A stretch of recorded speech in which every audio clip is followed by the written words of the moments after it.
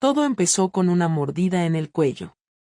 Y no hablo de una de esas que se dan en la cama y se tapan con maquillaje. Hablo de una marca fresca, visible, descarada, justo debajo de la oreja de mi marido, David. Eran las 7:30 de la mañana y acabábamos de dejar a nuestro hijo en el colegio. Él se agachó a abrocharle el abrigo, y al girarse para despedirse, lo vi. Una marca rojiza, casi perfecta, como una firma que no era mía. No dije nada. Solo lo miré. Él, claro, ni se enteró. Seguía soltando frases automáticas como luego compro pan y tenemos yogures. Yo asentía con la cabeza, mientras en mi cabeza ya no oía nada. Me estaba agarrando al volante del coche como si fuera a chocar contra algo. Pero no choqué. Aceleré, lo dejé en su trabajo, le di un beso en la mejilla y me fui. Fingí. Porque en ese momento no sabía si iba a gritar, llorar o estallar de risa. ¿Un chupetón? ¿A estas alturas? ¿Qué somos, adolescentes de botellón? Lo peor no fue la marca. Fue lo que me hizo sentir. No rabia. No celos. Fue curiosidad. Y eso sí que fue jodido. Esa mañana, en lugar de irme al trabajo, me senté en una terraza del centro con un café frío entre las manos, preguntándome algo que jamás pensé, ¿y si yo hiciera lo mismo? Así, con todas las letras. ¿Y si dejaba de ser la mujer fiel, la madre de siempre, la que va los domingos a comer con los suegros y aguanta las mismas conversaciones aburridas año tras año? No te voy a mentir, la idea me gustó. Me gustó más de lo que debería. Porque llevaba años sintiéndome apagada, invisible. Y ver esa marca en él, esa prueba de que alguien lo veía con deseo, me dio una bofetada. No solo por la traición, sino porque me recordó todo lo que yo misma había dejado morir en mí. Y ahí empezó todo. No con una infidelidad. No con un hombre. Empezó con una duda. Con una mirada distinta al espejo.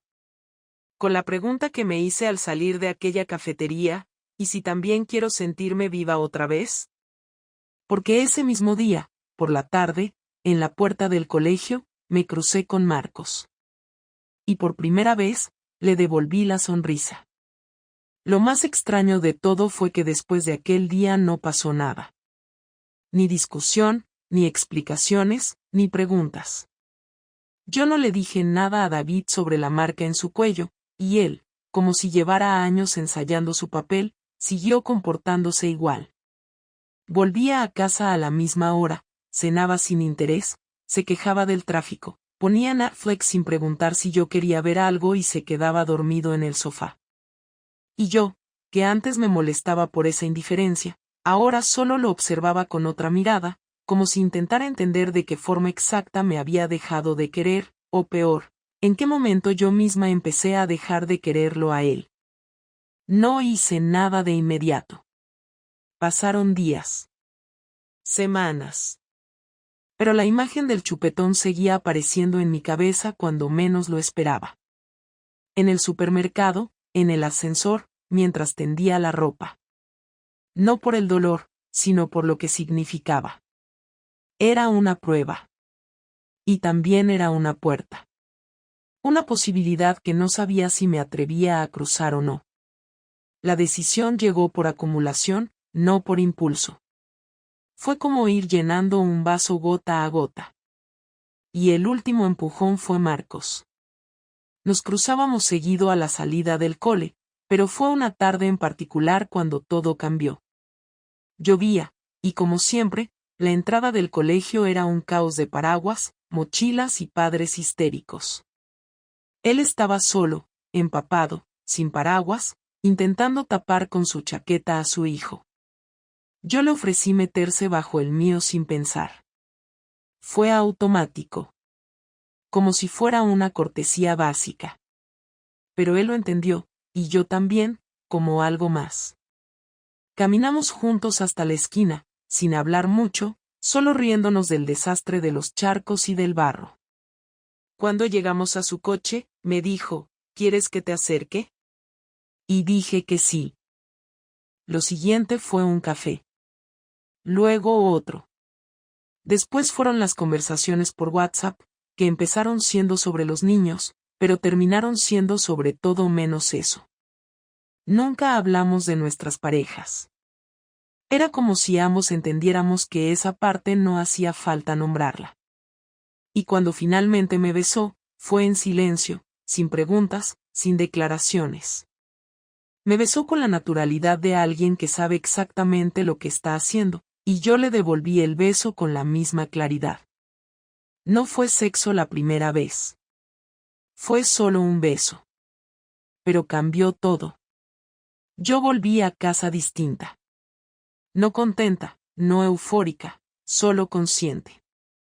Por primera vez en mucho tiempo, tenía algo que David no sabía. Algo solo mío.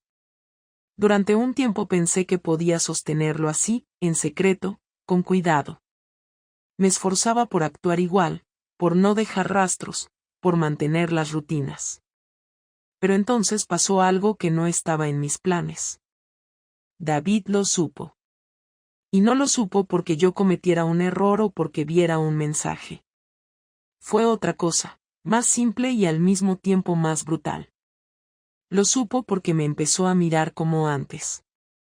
Era jueves, lo recuerdo porque los jueves cocino pasta y vemos una serie que a ninguno le gusta pero seguimos viendo por costumbre. Ese día, mientras comíamos, David me miró y me dijo, «Estás distinta». ¿Más contenta? ¿Te pasa algo? Me congelé. Era la primera vez en años que me decía algo así. Respondí lo primero que se me ocurrió, que no, que era por el cambio de estación, que me sentía con más energía, y él solo asintió. Pero no me creyó. Y yo lo supe. Esa noche no dormí. Me quedé en la cocina, con la excusa de que tenía trabajo. Él no bajó. No insistió. Y al día siguiente, no me besó al despedirse. Ni siquiera me miró. El sábado, sin avisarme, me pidió que fuéramos a dar un paseo los tres, con el niño. Yo no quería, me sentía nerviosa, no sabía si lo estaba haciendo para observarme, para hacerme caer, pero accedí. Fuimos al retiro. Todo parecía normal. Pero al volver, cuando dejamos al niño con su abuela, me pidió que me quedara un momento en el coche. Dime la verdad, me dijo, sin rodeos. ¿Estás con otro? No me lo esperaba así, sin drama, sin gritar. Solo una pregunta clara, seca. ¿Por qué lo preguntas? Fue lo único que logré decir, pero ya era tarde. Porque no hace falta que vea nada, me respondió. Porque te conozco. Porque ya no estás aquí. No pude contestar. No porque no tuviera palabras, sino porque supe que decir cualquier cosa solo iba a hacer todo peor. No hace falta que me lo confirmes, continuó. Pero ya está. Lo sé. Y lo peor no es que me engañes. Lo peor es que ni siquiera te sientas culpable. Lo miré. Estaba tranquilo, demasiado tranquilo. Me daba más miedo eso que si hubiera estallado. Me bajé del coche sin decir nada. Sentí vergüenza, claro. Pero también algo más, alivio. Porque ya no tenía que esconder nada. Porque se había roto el equilibrio falso. El domingo por la noche, cuando me metí en la cama, él ya estaba dormido. O fingía. Y en la oscuridad, por primera vez en semanas, sentí miedo. No por lo que había hecho, sino por no saber qué haría él ahora que lo sabía todo. 2 días después, recibí un correo. Un PDF adjunto. El asunto decía, para que tengas claro por dónde vamos. Era un informe. Fotos. Fechas. Sitios. Marcos y yo saliendo del hotel. Caminando por Lavapiés. abrazándonos. Fotos nítidas, bien hechas.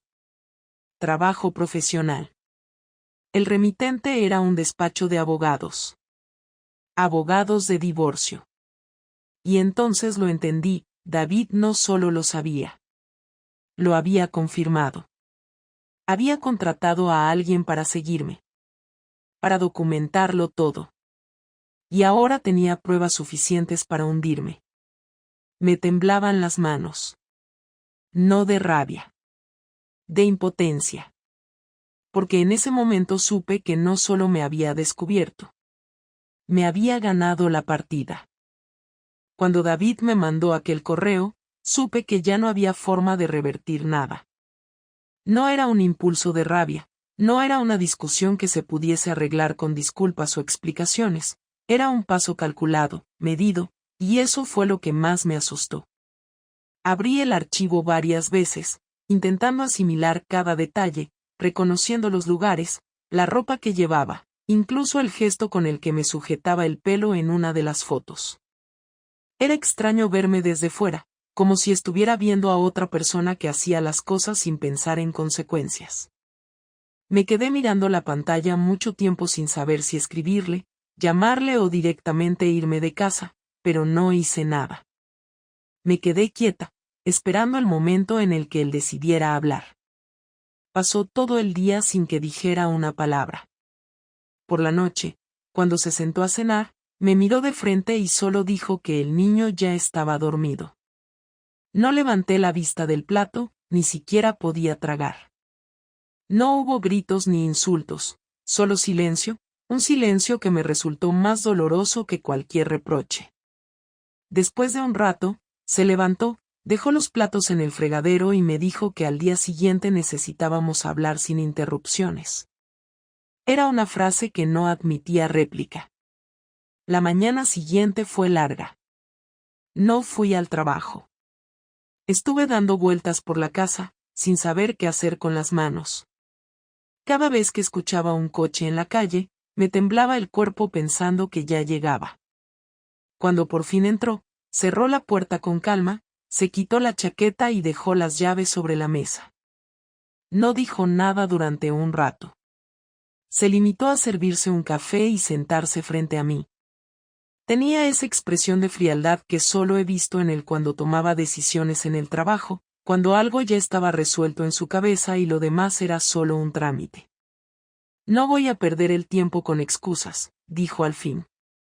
Ya lo sé todo, y lo tengo todo documentado. No necesito escucharte negar nada. Intenté hablar, pero no me dejó. Levantó una mano con calma y siguió.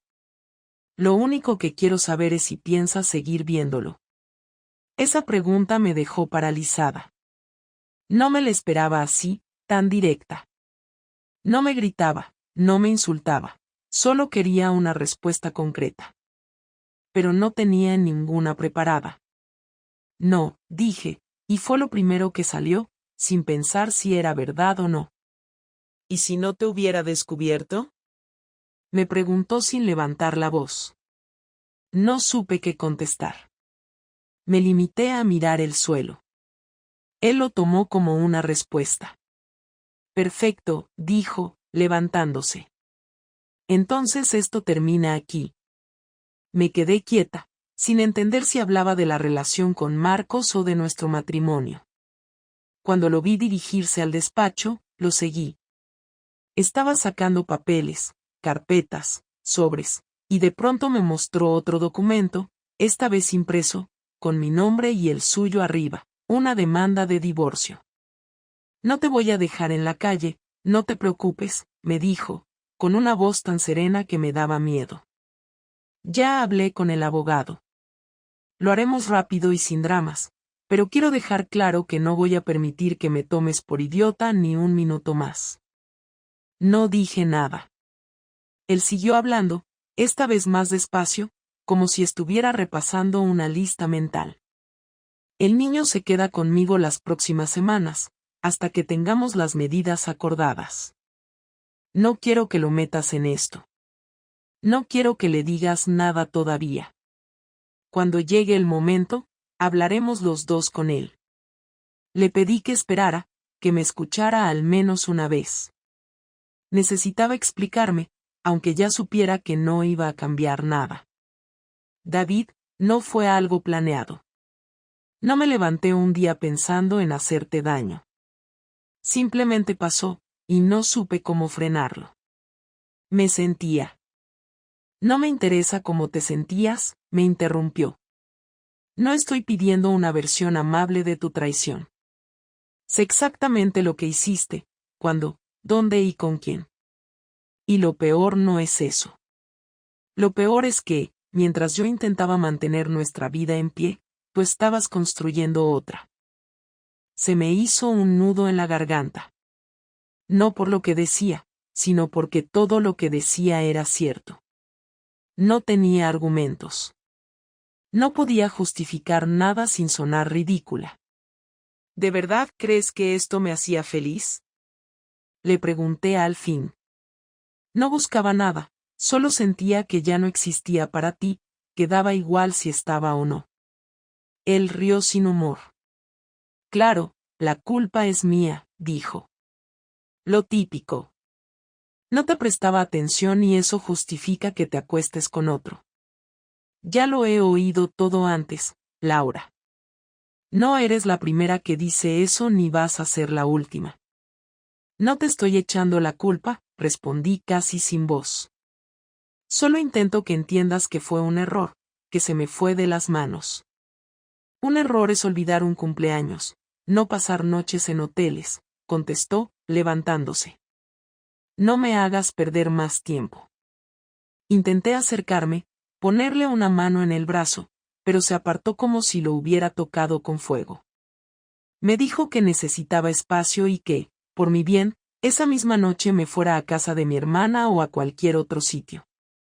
Le pregunté si de verdad quería que me fuera, y me dijo que no quería verme hasta que se calmara, que era mejor así. Esa noche me fui. Preparé una bolsa pequeña y me marché sin mirar atrás. No quise que el niño me viera llorar. Me quedé en casa de mi hermana, que no entendía nada. Le dije que habíamos tenido una discusión fuerte, que necesitaba unos días, pero no fui capaz de contarle la verdad. No tenía fuerzas. Pasaron 3 días hasta que volví a hablar con David. Me llamó para decirme que había llevado al niño al colegio y que no quería que yo lo recogiera por el momento. Lo dijo con una tranquilidad que me rompió más que cualquier grito. Le pedí vernos, aunque fuera para cerrar el tema, pero él dijo que no había nada más que cerrar, que todo estaba claro. Esa tarde, Marcos me escribió. Me preguntó cómo estaba, si había pasado algo, porque yo había desaparecido de repente. No le contesté. No quería mezclarlo más en aquello. Había sido parte de algo que ya estaba muerto. 2 días después, David apareció en casa de mi hermana. No llamó antes, simplemente se presentó. Me pidió que bajara a hablar un momento. Bajé temblando, esperando una pelea, pero no fue eso. He estado pensando, me dijo. No voy a hacerte pasar por un infierno. No me interesa vengarme. Pero voy a dejarte claro lo que viene. Me explicó que ya había movido todo con el abogado, que había revisado cuentas bancarias, bienes, todo. Me dijo que el piso lo venderíamos y que él ya estaba buscando otro sitio donde vivir con el niño. Yo podía quedarme en el piso hasta la venta, pero debía salir antes de fin de mes. Y no intentes convencerme de que te perdone, añadió. Porque no quiero perdonarte. No quiero quedarme contigo. No me interesa reconstruir nada. Ya no confío en ti, y sin confianza no hay nada. No supe qué decir. Me quedé quieta, escuchando. En ese momento no había nada que decir que sirviera de algo. ¿Qué vas a decirle al niño? Le pregunté. Que sus padres ya no van a vivir juntos, pero que los dos lo queremos. No voy a ponerlo en tu contra, aunque tú no puedas decir lo mismo de ti misma. Se dio media vuelta y se fue. No hubo portazo ni escena. Solo se fue. Esa noche no dormí. Miraba el techo sin entender cómo habíamos llegado a ese punto tan rápido. En un mes habíamos pasado de la rutina aburrida a la destrucción completa. Pensé en escribirle una carta, pero la rompí antes de terminarla. Nada que pusiera en palabras iba a servir para limpiar lo que había hecho. Lo siguiente fue el silencio absoluto. Ni llamadas, ni mensajes. Ni siquiera discusiones. Solo el proceso legal avanzando con la precisión de una máquina. El abogado me llamó para coordinar las citas y revisar los acuerdos. Todo era frío, técnico, sin emociones. Como si estuvieran hablando de un trámite administrativo, no del fin de una familia. Cuando firmé los primeros papeles, sentí una mezcla rara de alivio y vacío. No sabía si estaba empezando algo nuevo o simplemente perdiendo todo lo que era. Y lo peor fue entender que no había marcha atrás. Ni perdón, ni excusas, ni explicaciones podían cambiar lo que ya estaba hecho. Nunca imaginé que la venganza pudiera tener ese aspecto administrativo y burocrático, pero David la transformó en una maquinaria fría de papeles, correos y movimientos precisos que me dejaron desnuda de todo lo que había dado por sentado. Al principio pensé que su reacción sería rabiosa, que vendría a gritar o a romper algo, y por eso me preparé para escenas que nunca ocurrieron. En lugar de eso, todo fue calculado y silencioso, como si hubiera decidido convertir mi vida en un expediente que él iba a cerrar sin ruido. No voy a ocultar que me sorprendió la eficacia de su plan, porque ninguna de las veces en las que lo vi enfadado en el pasado me lo hubiera imaginado tan organizado, y aún así, cuando llegó el primer golpe tangible, entendí que lo que menos le interesaba era el espectáculo y lo que más le importaba era el resultado. Lo primero fue lo económico, y ese fue el puñetazo más directo. Una mañana aparecí en la cocina y me encontré con los extractos de las cuentas impresos sobre la mesa, exactos, con anotaciones, fechas y transacciones marcadas. David me explicó con voz neutra que había llevado todo a su abogado, que las tarjetas compartidas habían sido bloqueadas por seguridad y que las transferencias automáticas se detendrían hasta que se definiera la separación patrimonial. Intenté protestar, argumentar que necesitaba acceso a las cuentas para la casa y para el niño, pero él ya había previsto ese argumento. Tenía listo un fondo para los gastos básicos que me permitiría pagar lo imprescindible durante el proceso, pero el control real del dinero lo dirigía él, y el efecto fue inmediato. Pequeñas decisiones cotidianas que antes ni notaba pasaron a ser un problema logístico para mí y una herramienta en sus manos. Sentí esa sensación asfixiante de perder autonomía en detalles que hasta entonces consideraba normales, desde comprar el material escolar hasta llenar el depósito del coche, y al comprobar que ni siquiera podía ordenar con mi tarjeta sin su permiso, comprendí la dimensión práctica de su venganza. Después vino la logística de la casa, y aquí David fue aún más meticuloso. No hubo gritos ni escenas de cine, hubo llamadas, citas en despachos y un plan en que yo veía pasar mientras intentaba asimilarlo. Nos presentó un acuerdo provisional donde se estipulaba quién se quedaba con qué, y en esa lista él había incluido no solo muebles, sino también rutinas, quién llevaría y recogería al niño. Su golpe público fue otra cosa distinta y quizás el que más me humilló. En lugar de montar escándalo en la calle o enviar paquetes incendiarios a la gente del colegio, David optó por algo que me dolió hasta el hueso porque tocó mi identidad ante otras personas que respetaba. Un lunes por la mañana me llamó mi suegra con la voz contenida, y esa llamada fue la señal de que su estrategia incluía informar a la familia de ambos con pruebas concretas. Ellos recibieron fotos y un resumen de fechas con la misma frialdad con la que a mí me habían llegado los correos del abogado. Ver la cara de mi madre cuando me llamó después de enterarse fue una mezcla de incredulidad y dolor que me hizo sentir pequeña. No hubo enfrentamiento teatral, lo que hubo fue la silenciosa erosión de las relaciones que había construido durante años. Algunos amigos nos llamaron para preguntar, otros se distanciaron de forma inmediata, y los que consideraba cercanos empezaron a medir sus palabras conmigo. David no hizo una performance para humillarme públicamente en redes sociales, Pero el efecto fue el mismo porque preparó las piezas para que la información llegara a quien importaba, la familia, el entorno escolar del niño y quienes compartían proyectos con nosotros. Esa estrategia me dejó fuera de redes de apoyo que hasta entonces había dado por garantizadas. Lo que quizá más me sorprendió fue el control que ejerció sobre mi entorno laboral sin recurrir a mentiras ni a calumnias. David utilizó los mismos documentos y las mismas fotos para justificar ante quien debía justificar que los horarios que yo alegaba por trabajo no eran coherentes con ciertos movimientos. Y a la semana siguiente mi jefe me llamó para pedirme una reunión que no fue casual.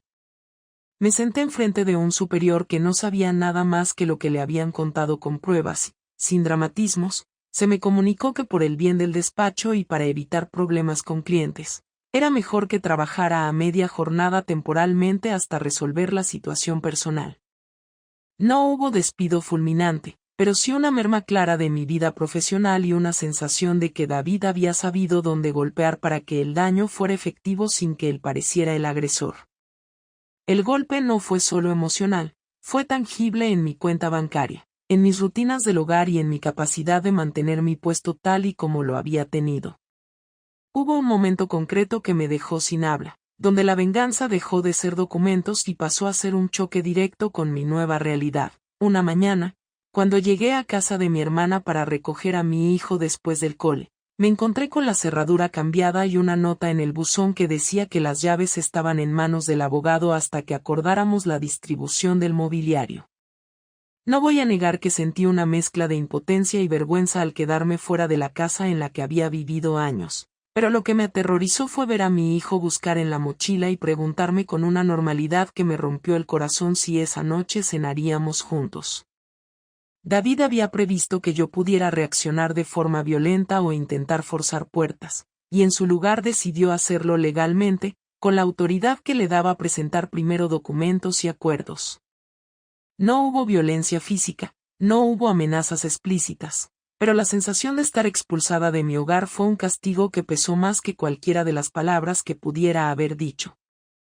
Lo que David había preemptado fue todo aquello que yo pudiera hacer en caliente: desmentidos, montajes para salvar mi imagen, reconciliaciones improvisadas.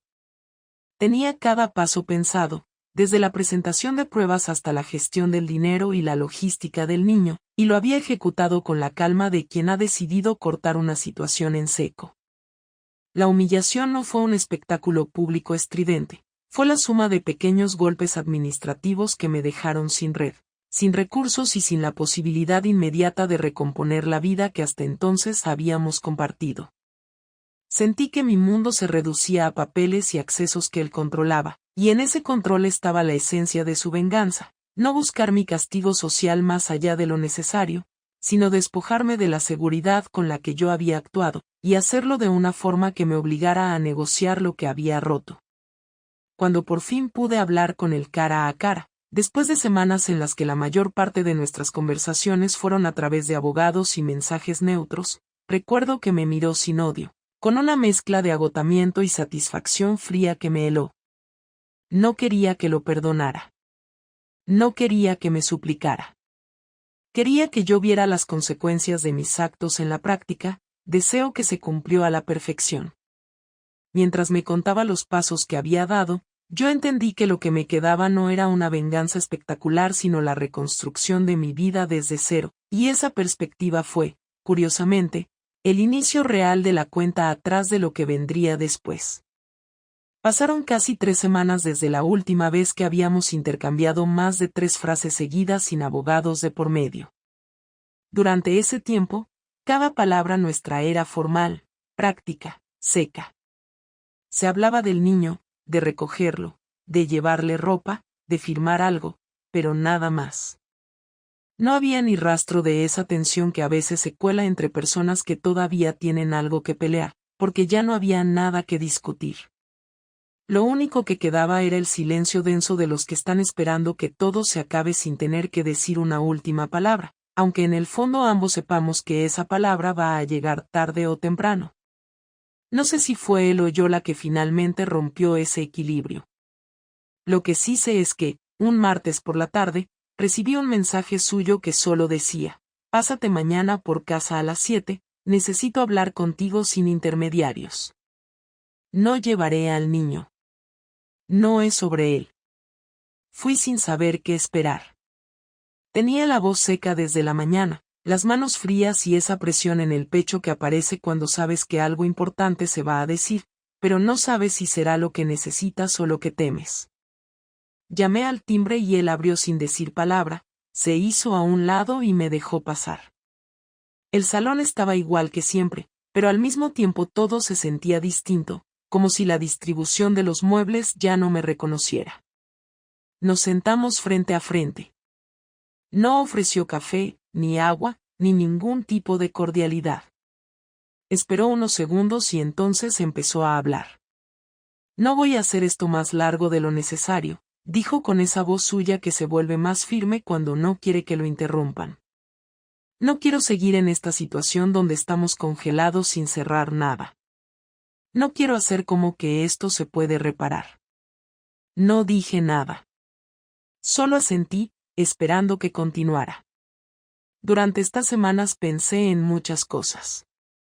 Pensé en lo que hiciste, en por qué lo hiciste, en todo lo que significó para mí descubrirlo.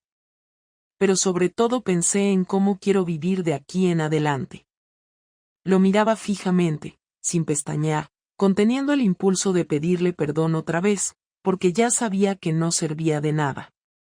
No quiero seguir en una relación con alguien que decidió que yo era prescindible. No me interesa estar al lado de una persona que eligió a otro cuando pudo hablar conmigo. No se trata de orgullo. Se trata de respeto. Intenté abrir la boca, pero volvió a levantar la mano. No vengo a echarte nada en cara. No estoy aquí para escuchar explicaciones. No tengo preguntas. Solo quiero dejar las cosas claras antes de que cada uno siga con su vida. Se hizo un pequeño silencio y entonces su voz cambió un poco, se volvió más baja, más pausada. Sé que tú también estás rota. Lo veo. Y no te lo digo como consuelo ni como excusa. Lo digo porque no quiero convertirme en alguien que se queda atrapado en el resentimiento. Y en ese momento, después de semanas sintiéndome una extraña, lo vi a él. No al hombre herido, no al exmarido calculador, sino al David que conocí, el que hablaba con sinceridad aunque doliera. Nunca pensé que me tocaría vivir esto contigo, continuó. Y no sabes cuántas veces imaginé que hubiera hecho yo si hubieras venido antes a decirme que no estabas bien, que te sentías sola, que ya no era suficiente para ti. Pero ya no tiene sentido darle vueltas. No puedo cambiar nada. Respiré hondo, tratando de aguantar las lágrimas. No porque pensara que lo iba a recuperar, sino porque por primera vez sentía que por fin íbamos a cerrar el círculo. Quiero que nos llevemos con respeto, dijo. Por nuestro hijo. Por los años que compartimos.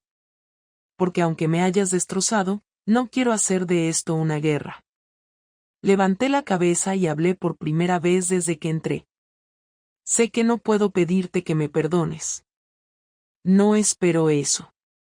Pero te agradezco que no hayas hecho esto un infierno.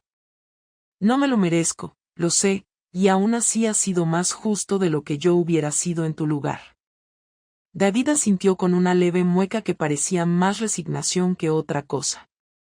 No te creas que no tuve momentos de rabia, confesó. De querer vengarme de verdad. De hundirte. De contarlo todo en público.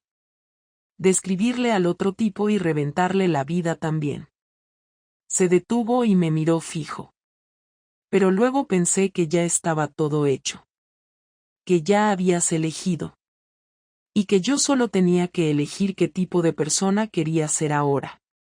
Volvió a mirar al suelo y cuando levantó la vista, noté que esa conversación también le estaba costando. Quiero que lleguemos a un acuerdo donde tú puedas rehacer tu vida como quieras. No voy a ponerte obstáculos si decides quedarte con el piso, pero quiero venderlo cuanto antes. Voy a buscar otro lugar cerca del colegio. No voy a alejarme de mi hijo.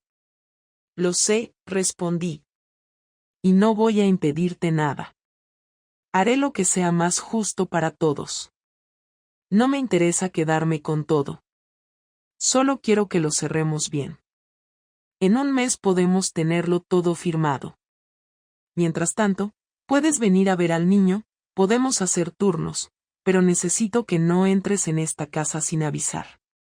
Está bien, dije, sintiéndome una invitada más. Y no quiero saber nada más del otro tipo. Si sigues con él, si lo dejas, si lo vuelves a ver. No me interesa. Pero mantén eso lejos del niño. No lo he vuelto a ver, le dije con honestidad. Y no tengo intención de hacerlo. David no respondió. Solo se levantó y me acompañó hasta la puerta. Si alguna vez te arrepientes, dijo mientras abría, no vengas a buscarme. Ya no estoy. Asentí en silencio. No porque me sintiera herida, sino porque sabía que tenía razón. Esa puerta ya no era la de mi casa. Y él ya no era mi marido. Esa noche, al volver a casa de mi hermana, me encerré en el cuarto sin encender la luz.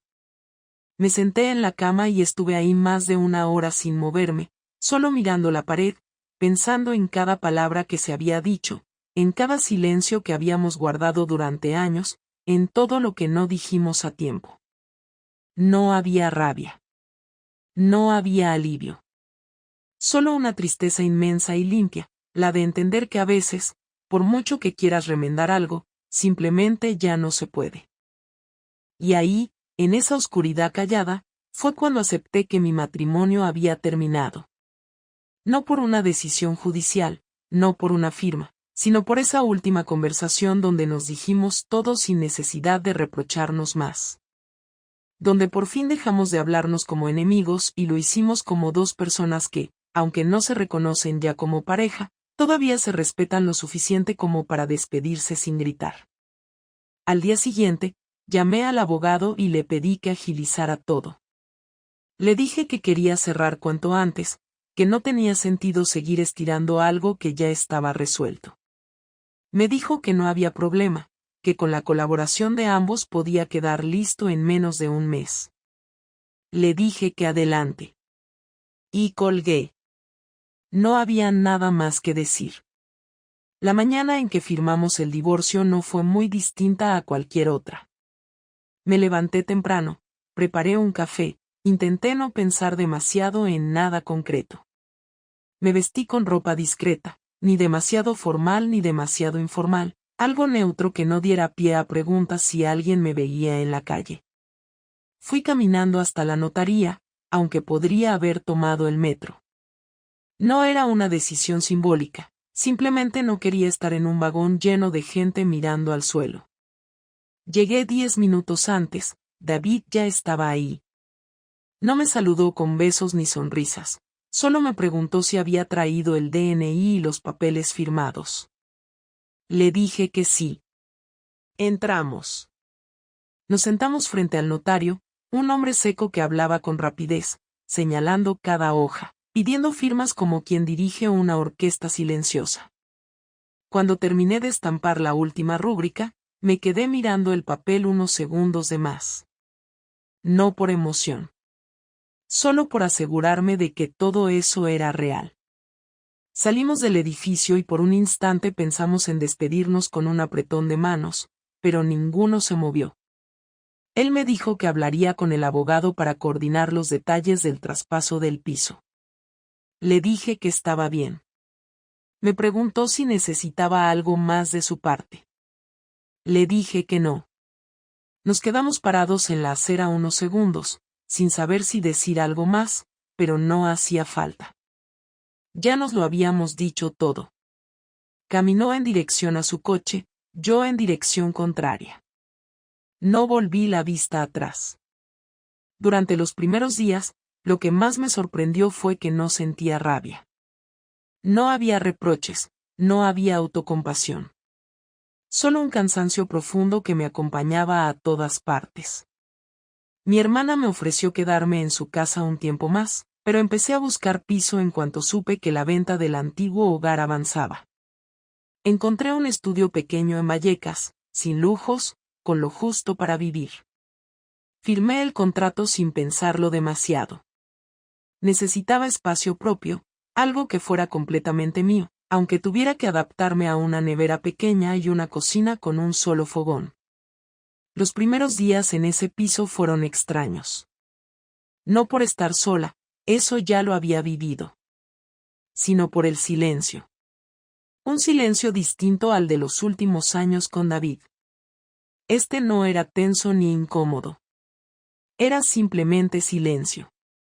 Me di cuenta de que durante mucho tiempo no había escuchado mis propios pensamientos sin filtros. Durante semanas evité mirar fotos, revisar conversaciones antiguas, preguntarme si podría haber hecho las cosas de otra manera.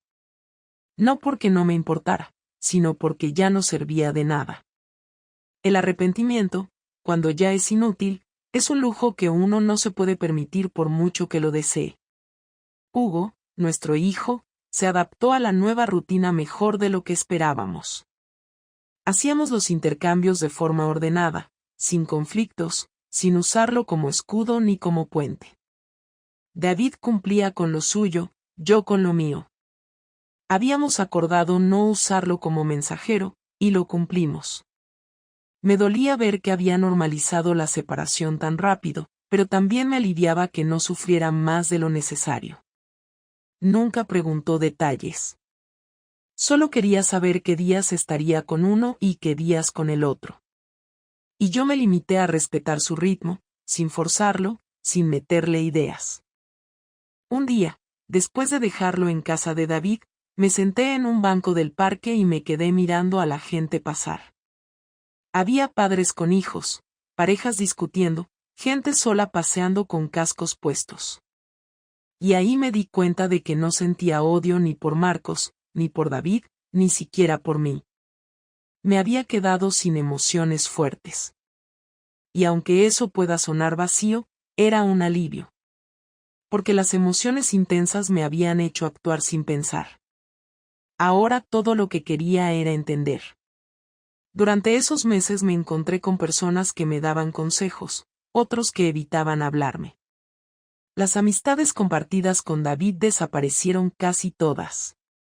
Me quedé con un par de compañeras del trabajo, mi hermana, y poco más. Marcos me escribió una vez. No respondí.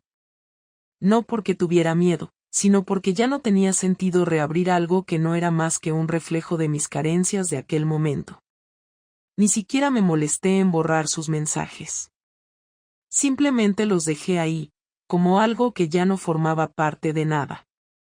Volví a terapia. No por la infidelidad, ni por el divorcio en sí, sino porque empecé a notar que había muchas cosas que llevaba arrastrando desde hacía tiempo. Emociones que nunca expresé, decisiones que tomé sin pensar, silencios que permití por comodidad. Me ayudó a entender que la infidelidad no fue la causa de la ruptura, sino la consecuencia. Que todo se había ido deteriorando mucho antes del primer beso con otro hombre. Y que ninguna relación termina por un solo acto, sino por una suma de abandonos pequeños. Me di cuenta de que llevaba años sin hablar con honestidad. Con David, conmigo misma, con nadie. Me había convertido en una versión funcional de mí, alguien que cumple, que atiende, que escucha, pero que no se dice la verdad ni cuando se mira al espejo. Entender eso me dolió más que todo lo anterior. Porque significaba aceptar que la culpa no era solo suya, ni del otro, ni de las circunstancias. También era mía, por permitir que todo se apagara sin hacer nada. Con el tiempo, empecé a recuperar cosas simples. Hacer la compra con calma. Cocinar para mí. Leer por las noches sin interrupciones. Decidir sobre mi tiempo sin consultar a nadie. Me costó al principio, porque una parte de mí seguía buscando aprobación o compañía constante. Pero poco a poco empecé a disfrutar esa libertad que al principio confundí con soledad. Una noche, meses después, estaba tomando un café en una terraza cuando vi a David pasar con Hugo. Me vieron, se acercaron. Hablamos un rato, con educación. Hugo me contó cosas del cole, David me preguntó por el piso. Todo fue cordial. Cuando se fueron, me quedé pensando en lo increíble que era que ahora habláramos así, sin tensión. No porque todo estuviera olvidado, sino porque por fin había sido digerido. Y entonces lo supe, estaba bien. No perfecta, no feliz en términos absolutos, pero bien. No sé si volveré a enamorarme. No me preocupa. No estoy buscando nada. Si llega, llegará. Si no, también está bien. Aprendí que no necesito una pareja para sentirme completa. Lo que necesitaba era dejar de traicionarme a mí misma. Y eso lo conseguí. Mi historia no tiene un final feliz de película. No volví con David, no tuve una gran redención pública, no reconstruí mi familia como si nada hubiera pasado. Pero sí me reconstruí a mí. Y eso, al menos para mí, es suficiente. Porque ahora, por primera vez en muchos años, cuando me levanto por las mañanas y me miro al espejo, ya no tengo que fingir. Y eso, aunque suene simple, es lo mejor que me ha pasado.